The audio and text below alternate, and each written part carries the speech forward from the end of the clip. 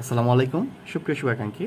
তো আমাদের যেহেতু 19তম নিবন্ধন খুব কাছাকাছি সময়ে সার্কুলার আসবে, তো যদি রসায়ন থেকে একটা প্রশ্ন আসে যে এনিলিন, এই এনিলিনে সিগমা বন্ধন কতগুলো, এনিলিনে সিগমা বন্ধন কতগুলো, তো এরকম কিন্তু এই প্রশ্নটা কমন বিভিন্ন সময় আসে আমাদের রসায়ন থেকে। তো এই ক্ষেত্রে 6, 8, 10 না 14, তো যদি আমরা দেখি যে এনিলিন, এটা যদি গাঠনিক সংকেতটা আমরা রাখি, তো বেনজিনের সাথে NH2, আমি যদি হাইড্রোজেন দুইটাকে দুই পাশে দেই, আর এইখানে প্রত্যেকটাতে হাইড্রোজেন আছে, এবং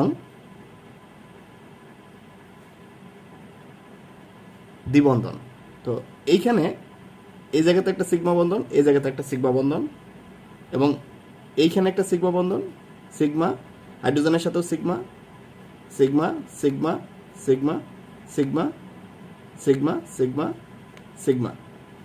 তো এখান থেকে আমরা দেখতে পারি 1, 2, 3, 4, 5, 6, 7, 8, 9, 10, 11, 12, 13, 14, এই 14টা সিগমা বন্ধন। তাহলে কিন্তু আনসারটা এই 14 হবে।